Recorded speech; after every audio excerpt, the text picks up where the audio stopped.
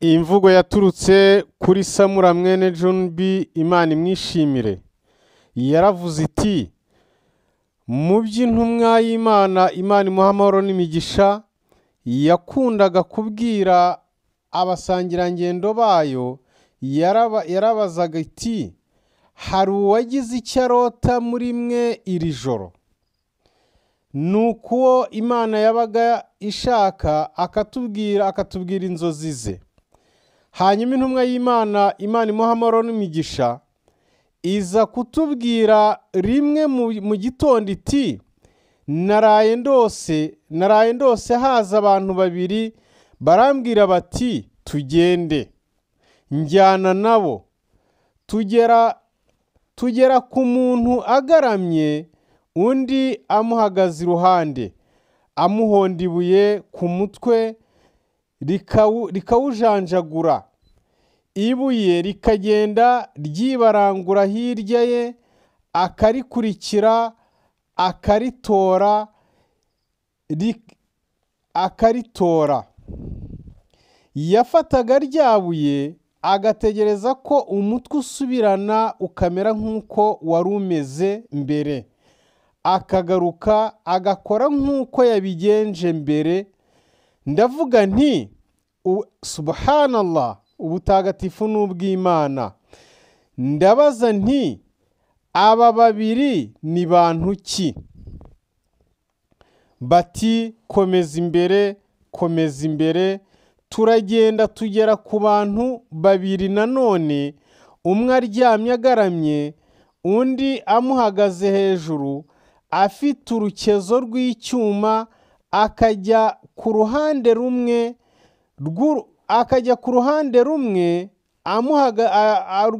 rw'uburanga bwe, akajya ku ruhande rumwe rw'uburanga bwe agasatura umunwa kugeza ku irugu, izuru kugeza ku irugu, n'ijisho kugeza ku irugu, maze akajya ku rundi ruhande agakora nk'uko yakoze ku rwa mbere. Yarangizaga urwo ruhande urwa mbere rumaze gushirana, rumaze gusubirana nk'uko rwari rumeze, agakomeza gukora nk'uko yakoze mbere. Intumwa y'Imana, Imana imuha amahoro n'imigisha, iravuga iti: maze ndavuga nti subhanallah, ubutagatifu n'ubw'Imana. Aba babiri ni bantu ki? Baramubwira bati komeza imbere, komeza imbere. Turagenda tugera ku kintu kimeze nk'itanura. Ndakeka ko yavuze iti muri iryo harimwo amangambure n'urusaku. Turebyemo tubona abagabo n'abagore bambaye ubusa. Indimi z'umuriro zigaturuka munsi yabo, zabageraho bakaboroga cyane. Ndabaza nti aba ni bantu ki? Intumwa y'Imana iti: ndabaza nti aba ni bantu ki? Bati komeza imbere, komeza imbere. Turagenda tugera ku mugezi. Ndakeka ko yavuze ati utukura nk'amaraso, maze mbonamo umuntu yoga ku nkombe z'uwo mugezi. Hari umuntu warundanyije amabuye menshi. Uwoga akoga yagera kuri wa wundi warundanije amabuye, akamufungura umunwa ku ngufu, akamumirisha ibuye, akagenda akoga, akongera akagaruka kuri wa wundi. Uko agarutse kuri uwo muntu, agafungura umunwa we ku ngufu, akamumirisha ibuye. Ndabaza nti aba babiri ni bantu ki? Barambwira bati komeza imbere, komeza imbere. Turagenda tugera ku muntu ufite ishusho isa nabi cyane, cyangwa umuntu mubi kurusha abandi mwaba mwarabonye. Yari afite umuriro imbere ye akawenyegeza maze akawuzenguruka. Ndavuga nti uyu ninde? Bati komeza imbere, komeza imbere tugende. Turagenda tugera ku busitani burimwo ibyatsi byinshi n'indabo z'ubwoko bwose ziraba mu itumba. Harimo rwagati umuntu muremure cyane ku buryo ntashoboye kubona neza umutwe we kubera uburebure wageraga kure mu kirere. Abana benshi cyane ntarabona umubare wabo bari bakikije uwo mugabo. Ndabaza nti uyu naba ni bantu ki? Bati komeza imbere, komeza imbere. Turagenda tugera ku giti kinini cyane. Sindabona igiti kinini nkacyo kandi cyiza nkacyo. Barambwira bati urira. Tururira tugera ku mujyi wubakishije amatafari ya zahabu na feza. Tugera ku muryango w'uwo mujyi turakomanga. Tugera ku muryango w'urwo rugi, tugera ku muryango w'uwo mujyi turakomanga, baradukingurira turinjira. Dusanganirwa n'abantu igice kimwe cy'igihimba cyabo ari cyiza cyane bihebuje, ikindi gice ari kibi cyane birenze urugero. Nuko abo bagabo babiri babwira abo bantu bati nimugende mwinage muri uriya mugezi. Wari umugezi utemba amazi yawo yererana. Baragenda bawirohamo bagarukaho turi.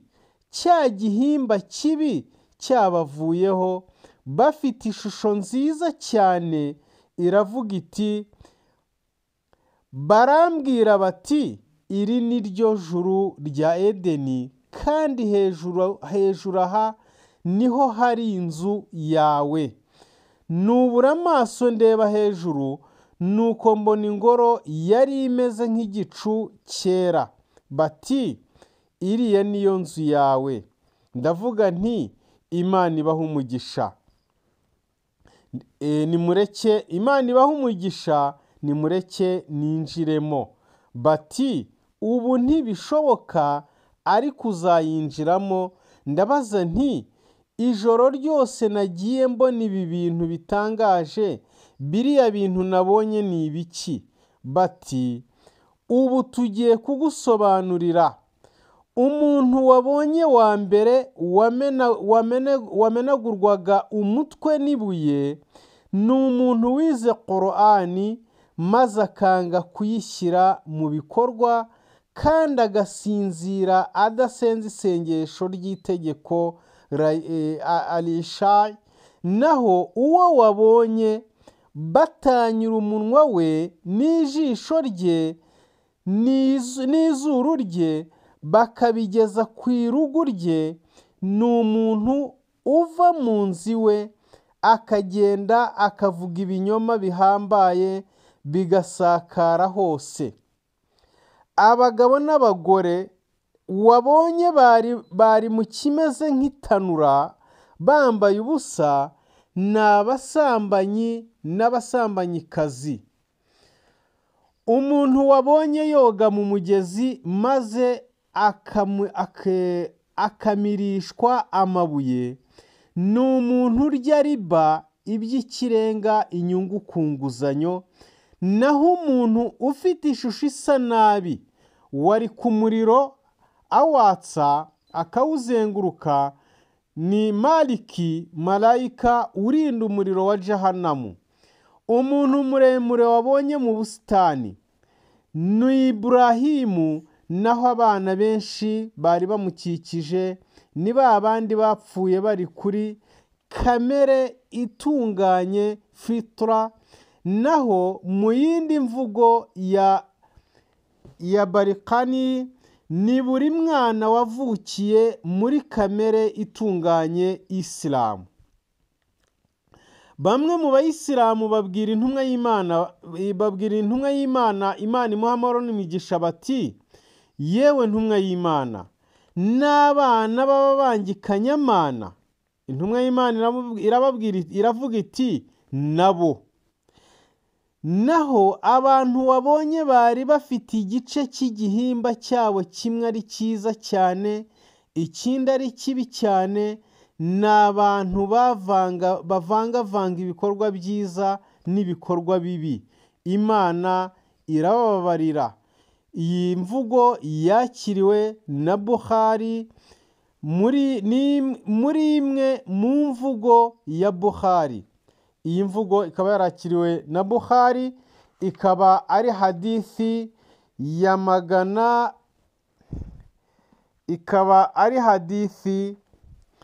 y'igihumbi 546 mu gitabo cya Riadwu Swalihina.